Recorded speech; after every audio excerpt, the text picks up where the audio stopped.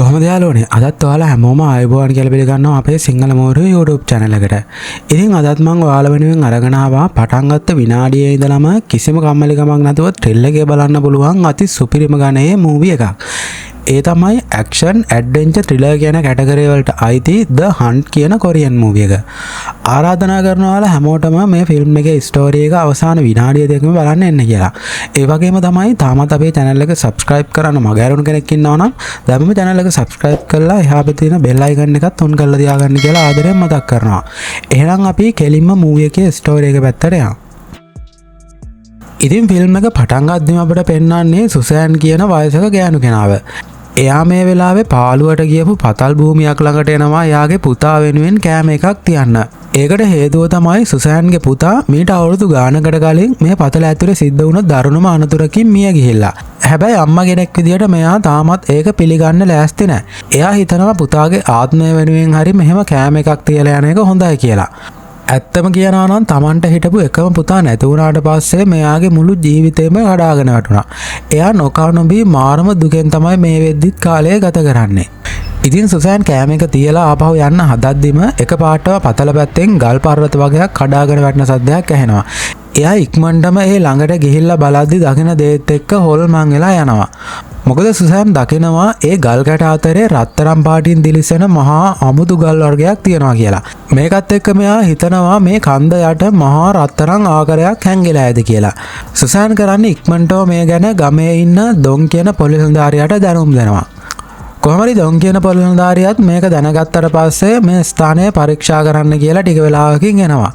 එයා ගල් ටික චෙක් කරලා සුසෑන්ට බොරුවට කියනවා මේවා රත්තරන් නෙමෙයි රත්තරන් වගේ දිලිසෙන නිකන් ලෝහ జాතියක් විතරයි කියලා. දැන් වැස්සකුත් ළඟම එනවා කියලා ඉක්මනටම ගෙදර යන්න කියලා එයා සුසෑන්ව රවට්ටලා එතනින් යවනවා.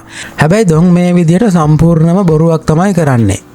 ගර්ල් ගියපු ගමන්ම එයාගේ මල්ලියට තමයි කෝල් කරන්නේ. කෝල් කරලා කියනවා අර වයසක ගෑණිට බොරුවක් කියලා මෙතනින් පිටත් කරලා යවුවා. අපි සැක කරපු විදිහටම මේවා ඇත්තටම රත්තරන් කියලා එයා කියනවා.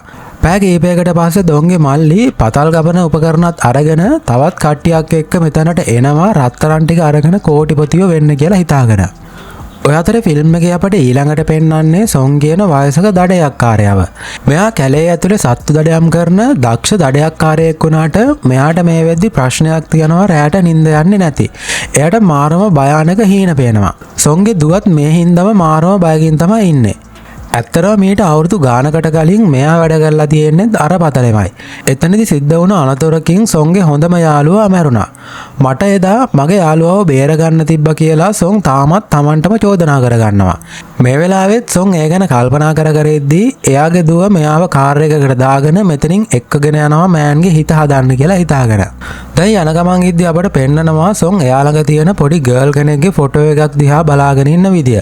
ෆොටෝ එකේ ඉන්න ගර්ල්ගේ නම තමයි කින්.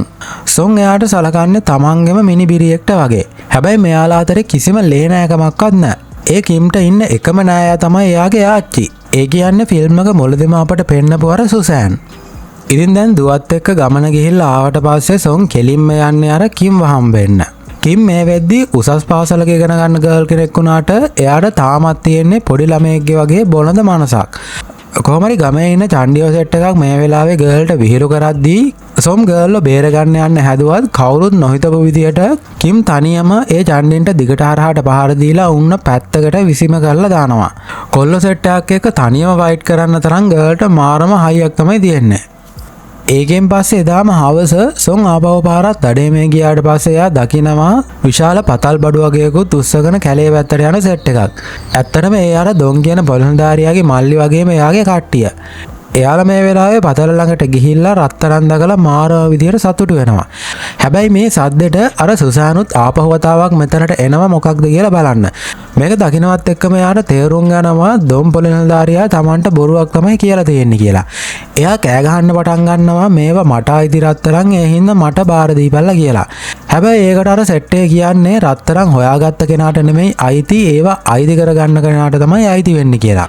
මේකට ආපහු වතාවක් සුසාන් කියනවා මේ ඉඩම මගේ මැරුණ පුතාට තමයි අයිති. ඒ හින්දා මේ වගේ සම්පූර්ණම අයිතිය මට තමයි තියෙන්නේ කියලා. මම රජයට මේ ගැන දැනුම් දීලා උඹලා ඔක්කොම හිරේ දානවා කියලා එයා කෑ ගහලා කියනවා. ඒක අහලා කලබල වුණු කට්ටිය සුසෑන්ව නතර කරන්න හදද්දී එකපාරටම එයාව පොඩි බෑවුමකින් පහළට ඇදගෙන වැටෙනවා. මේකත් එක්ක එයාගේ ඔළුවත් ගලක වැදිලා සිහිය නැති වෙලා යනවා. ඉතින් ඈත ඉඳන් මේ සම්පූර්ණම සිද්ධිය බලාගෙන හිටපු සොන් මේ මැරියොත් එක්ක ෆයිට් කරන්න හිතාගෙන එයාගේ තුවක්කුව අතර ගත්තත් එයාට තේරුම් යනවා මෙච්චර සෙට් එකක් එක්ක එයාට තනියම ෆයිට් කරන්න බෑ කියලා. හැබැයි එතකොටම අර කිමුද්දන් එයාගේ ආච්චිට කතා කරන ගමන් මේ පැත්තට එනවා. සොන් ඉක්මනටම ගර්ල්ගේ කට වහලා එයාව පැත්තකට කරලා හංග ගන්නවා. ඔය අතරේ දොන් තීරණය කරනවා සාක්ෂි නැති කරන්න නම් මේ සුසෑන්ව සදාටම මරලා දාන්න ඕනේ කියලා. හැබැයි ඒක කරන්න හදද්දී යාලා දකිනවා සොන් කිම් දෙන්න හැංගිලා මේ හැම දෙයක්ම බලාගෙන ඉන්න විදිය. කට්ටිය ඉක්මනටම යාලා වට කරලා අල්ල ගන්න හදද්දී එතන පොඩි රණ්ඩුවකුත් ඇති වෙනවා. ඒ අතරේ කිම්ගේ අතින් සොන්ගේ තුවක්කුව හම්බෙකින් වගේ පත්තු වෙලා එක මැරේක් එතනදීම මැරලා වැටෙනවා. අනිත් අය එයාලා දෙන්නවත් අල්ලගෙන මරලා දාන්න හදද්දී සොන්ට පුළුවන් වෙනවා ගර්ල්වත් බේරගෙන කැලේ ඇතුළට පැනලා දුවන්න.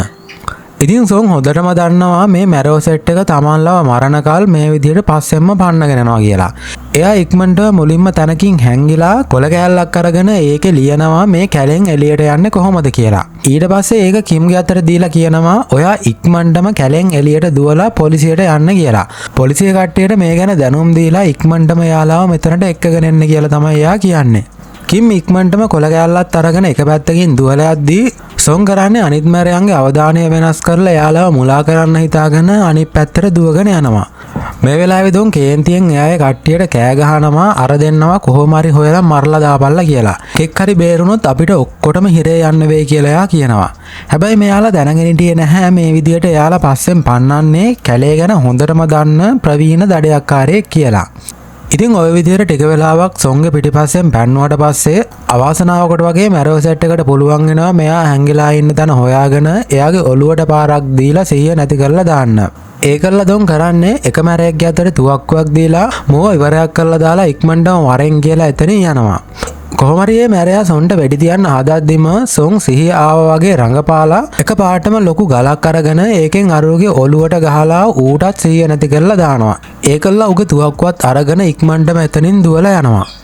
අනිත් පැත්තෙන් කොහොමද තවත් මැරයෝ දෙන්නෙක්ට පුළුවන් වෙනවා කිම් පිටිපස්සෙන් ෆලෝ කරගෙන ගිහිල්ලා එයාට වෙඩි තියලා අල්ලගන්න. එක වෙඩි පාරක් වදින්නේ ගර්ල්ගේ අතට. මේ සද්දට අපේ සොනුත් ඉක්මනටම මෙතනට දුවගෙන ඇවිල්ලා මැරයෝ දෙන්නගෙන් එක මැරයෙක්ට වෙඩි තියලා ඌ එතනදිම ඉවරයක් කරලා දානවා. මේකට අනිත් මැරයා හොඳටම බය වෙලා ගර්ල් අල්ලගන්න එක පැත්තකින් දාලා දුවලා බේරෙනවා. ඊට පස්සේ සොම් කරන්නේ කිම්ව පැත්තකට අරගෙන ගිහිල්ලා මුලින්ම එයාගේ තුවාලෙට බෙහෙත් කරනවා. හැබැයි මේ වෙලාවේ ගර්ල් ඉන්නේ හොඳටම බය වෙලා. එයා අඬන ගමන් කියනවා වෙඩි වැදුන වෙලාවේ එයාගේ බෙල්ලේ තිබ්බ චේන් එක නැති වුණා. ඒක එයාගේ තාත්තා අන්තිම මොහොතේදී එයාට දුන්න තෑග්ග කියලා. කොහොම හරි කරලා ඒක හොයාගන්න ඕනේ කියලා අඬ කියනවා. ඉතින් මේකත් එක්ක සොන් කරන්නේ ගර්ල්ට හැංගෙන්න කියලා තනියම ආපහු අර පතල පැත්තට යනවා මේ චේන් එක හොයාගෙන එන්න. ඔය අතර ගමේ පොලිසියට දැන් හදිසියේ කෝල් එකක් එනවා කැලේ ඇතුලෙන් දිගින් දිගටම වෙඩි සද්ද වගේක් ඇහෙනවා කියලා. මේකත් එක්ක පොලිස් ප්‍රධානියා ඉක්මනටම තවත් ටීම් එකක් කැලේ පැත්තට යවනවා.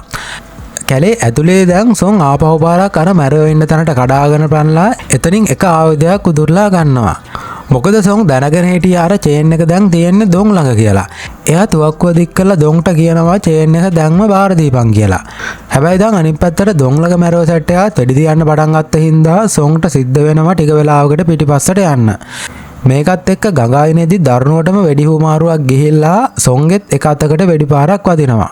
ඒත් කොහොම හරි එයා ගේම අතාරින්නෙම නැතුව එක දිගටම මැරයන්ට වෙඩි තියලා තවත් දෙතුන් දෙනෙක්ම මෙලවින් තුරන් කරලා දානවා. ඉතින් ඔය ෆයිට් එක යද්දී දොන් ළඟ හිටපු තවත් මැරයෙක්ගේ අතකට වෙඩි වැදලා තුවාල වුණා.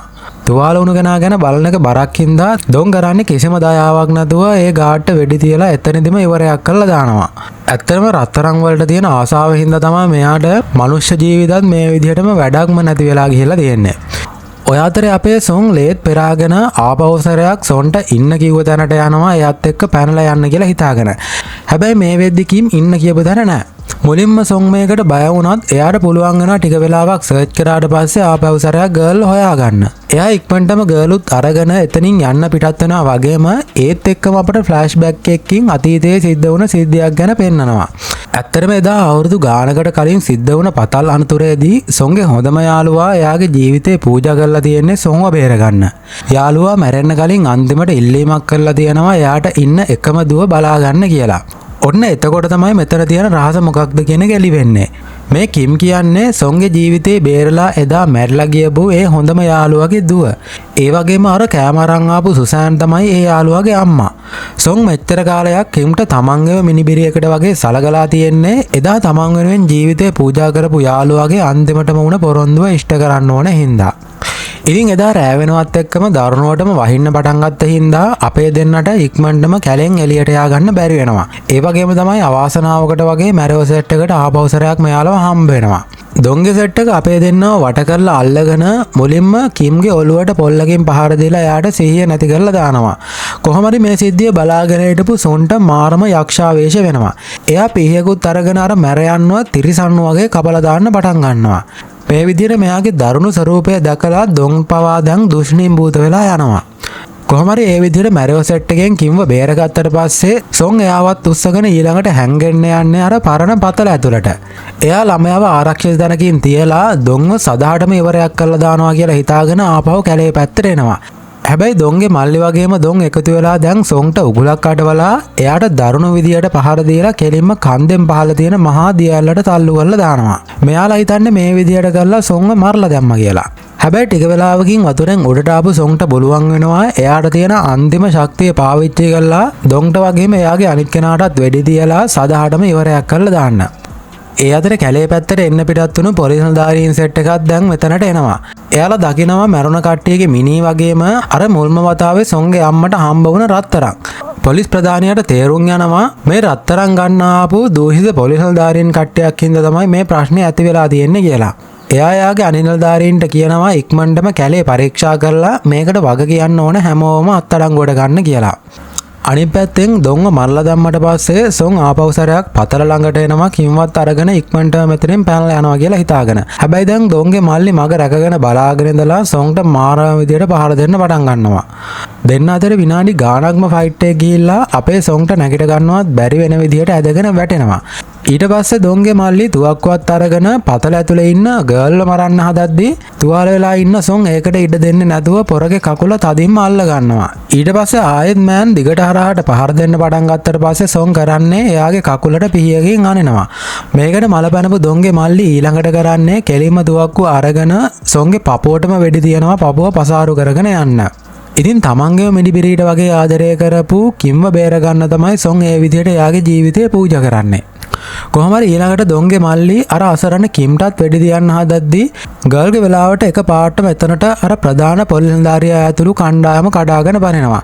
එයාලා මුලින්ම දොන්ගේ මල්ලිට අනතුරු අඟවනවා දැම්මම ආයුධ බිම දාලා යටත් වෙන්න කියලා. හැබැයි මල්ලිකාරයා මේක ගණන්වත් ගන්නේ නැහැ. එයා නතර වෙන්නේ නැතුව ගර්ල්ට වෙඩි තියන්නම හදපු හින්දා පොලිස් නිලධාරියනු දිගට හරහාට වෙඩි තියලා දොන්ගේ මල්ලිවත් එතනදිම ඉවරයක් කරලා දාලා ගර්ල්ලා කොහොම හරි කරලා බේර ගන්නවා. ඉතින් ඔන්න ඔය වෙලාවේ තමයි කිම් අර මැරලා ඉන්න සොන්ව දකින්නේ. එයා අඬ සොන්ගේ ළඟට දුවගෙන ඇවිල්ලා මිනිහ බදා ගන්නවා. ගර්ල්ට තේරුම් යනවා සොන් තමන්ව බේර ගන්න තමයි මේ විදිහට එයාගේම ජීවිතේ පූජා කරලා තියෙන්නේ කියලා. කොහොම හරි ටික වෙලාවකට පස්සේ තවත් කට්ටිය මෙතන පරීක්ෂණ කරන්න ආවට පස්සේ ප්‍රධාන පොලිස් නිලධාරියාට සොන්ගේ සාක්කුවේ තිබිලා ලියුමක් වගේම අර චේන් එක හම්බ වෙනවා. එයා ඒ චේන් එක කිම්ට බාර දීලා සොන් ලියපු අන්තිම ලියුම ඒ විදිහට කියවනවා. ඒකේ ලියලා තියෙන්නේ මම මගේ යාළුවාට උණ පොරොන්දුව මගේ පණ තියනකම් ඉෂ්ට කරා. මේ අනතුරෙන් මට මොකක් හරි වුණොත් එහෙම කවුරු හරි කෙනෙක් මේ ළමයාව බලා ගන්න කියලා. ඉතින් ඒක කියවපු මේ පොලිස් ප්‍රධානියාගේ ඇස්වලට කඳුළු පවා එනවා. එයා පොරොන්දු වෙනවා අදින් පස්සේ කිම්ව තමන්ගේම දරුවෙක් වගේ බලා ගන්න. ඉතින් ඔන්න ඔය විදිහට මාරම සංවේදීව තමයි මේ සුපිරිම ෆිල්ම් එකේ කතාව අන්තිමට ඉවර වෙලා යන්නේ. ඉතින් වීඩියෝ එක ගැන ඔයාලා මොකද හිතන්නේ කියලා අන්තිමට කමෙන්ට් එකක් දාගෙන යන්න. එහෙනම් අපි තවත් මේ වගේම සුපිරිම ෆිල්ම් එකක ඉක්මනටම හම්බෙමු. ඔයාලා හැමෝටම සුබ දවසක්.